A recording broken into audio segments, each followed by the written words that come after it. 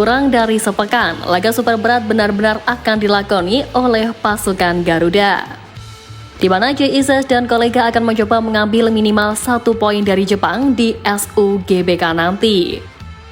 Tentu saja ini bukanlah misi semudah mengalahkan Vietnam, tapi ini adalah misi besar yang bagaimanapun akan menentukan nasib Indonesia di ronde ketiga ke depannya. Meskipun begitu, kabar bagus untuk fans karena 99,9% semua pemain yang dipanggil siap tempur.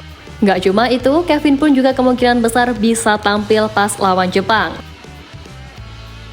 Di satu sisi, timnas Jepang sendiri akhirnya sudah mendarat di Jakarta usai kemarin sempat putar balik karena ada masalah penerbangan.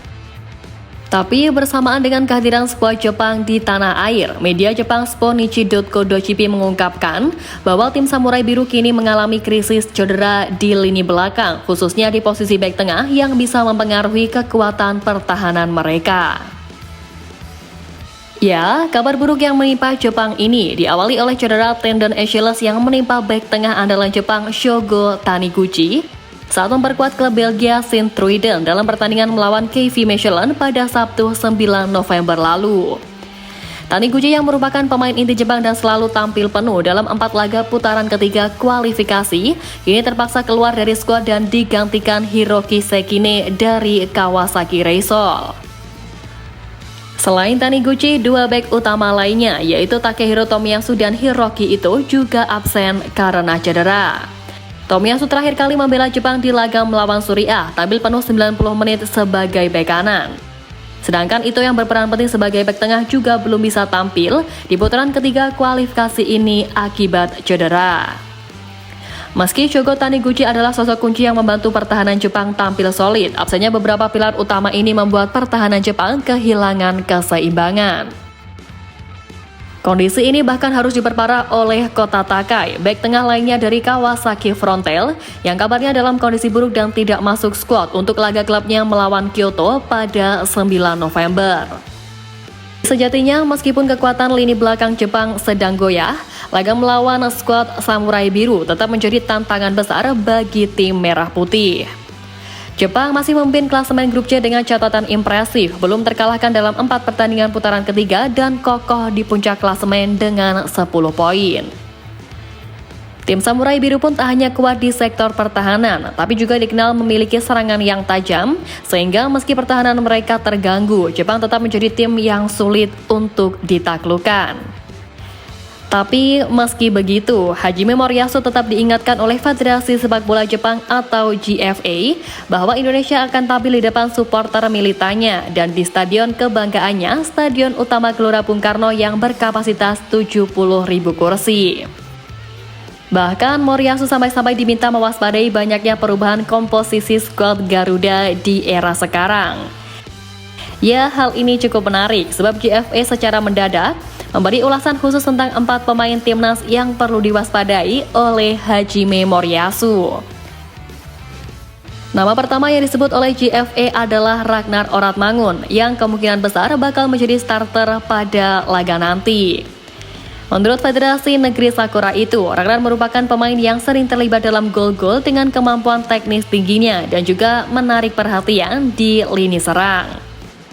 Kemudian nama kedua adalah Ivar Jenner yang dianggap sebagai ancaman besar melalui kemampuan dribblenya. Namun Jepang seharusnya tidak merisaukan sang gelandang karena dia akan absen akibat akumulasi kartu kuning pada laga melawan Samurai Biru.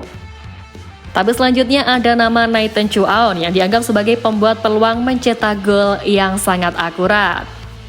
Dan terakhir adalah Martin Paes, dengan GFA menyinggung keberhasilan sang penjaga gawang menghentikan eksekusi penalti Salim Al-Dawsari di laga kontra Arab Saudi pada September lalu. Tak hanya keempat pemain itu, GFA juga mengulas tentang pelatih timnas Indonesia Sintayong, serta prestasinya yang pernah memulangkan Jerman ketika menangani Korea Selatan di Piala Dunia 2018. Kekhawatiran GFA inilah yang diwanti-wantikan pada sang pelatih Hajime Moriyasu untuk tak meremehkan timnas Indonesia meskipun sebagai tim yang tak diunggulkan. Selain itu, GFA juga mengungkap fakta soal timnas Indonesia yang nyatanya pernah meraih 6 kemenangan ketika berjumpa dengan Jepang. Salah satu di antaranya adalah kemenangan telak dengan skor 7-1 di ajang The 10 Far Eastern Championship. Namun itu terjadi ketika Indonesia belum merdeka pada 13 Mei 1934. Selagi kemenangan terakhir diraih pada ajang uji coba pada 24 Februari 1981 yang berakhir dengan skor 2-0. Meski setelah itu timnas Indonesia belum pernah menang lagi, tapi dengan komposisi skuad yang ada sekarang ini, JFA yakin Indonesia mampu memberikan perlawanan berarti kepada negaranya.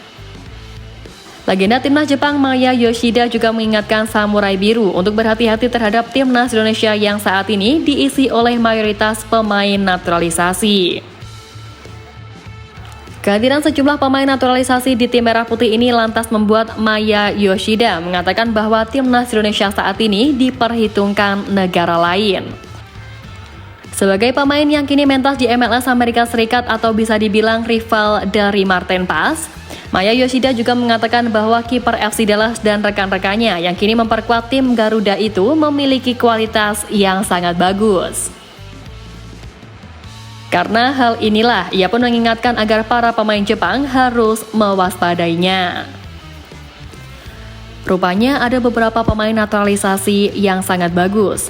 Jadi saya pikir kita perlu berhati-hati tentang hal itu, tapi saya pikir kita akan menang. Lalu menyoal Yoshida yang merupakan rival dari Martin Paes, kiper yang kini menjadi andalan Koshin itu merespon laga melawan Jepang nanti dengan cukup santai. Meski menilai dua pertandingan besar di GBK ini akan menjadi pekan yang penting buat timnas Indonesia, tapi dia mengajak rekan-rekannya untuk bersenang-senang yang terlihat dalam unggahan di laman Instagramnya 10 November kemarin. Minggu yang penting dengan dua pertandingan besar di GBK, saatnya untuk bersenang-senang. Pesan pas ini pun langsung menimbulkan banyak reaksi dari para pemain timnas Indonesia maupun netizen. Tak sedikit penggawa Garuda yang merespon dengan semangat tinggi, mulai dari Rafael Strike, JIZ hingga Kevin Dykes. Tentu melihat hal ini nampaknya seluruh punggawa dalam kondisi sangat antusias untuk menghadapi laga penting di bulan ini. Ya, terlepas dari apapun, semoga saja semua pemain terbaik bisa tampil ketika melawan Jepang. Intinya semoga saja kita beneran bisa melihat kombinasi dari Martin Paes, Miss Hilgers dan JIZ di posisi belakang, lalu Kelvin di kiri, Sandi di kanan, sedangkan Kevin Dykes dan Tom Hai main di tengah. Dan tiga di depan mudah-mudahan Eliano, Ragnar serta Rafa yang bisa dapat kesempatan main bareng. Pokoknya turunkan skuad terbaik yang ada, karena ini lawannya Jepang, bukan lagi tim-tim Asia Tenggara macam Laos, Vietnam, atau Malaysia. Jadi kalau mau dapat minimal 1 poin, ya nggak ada alasan buat nggak mainin skuad terbaik.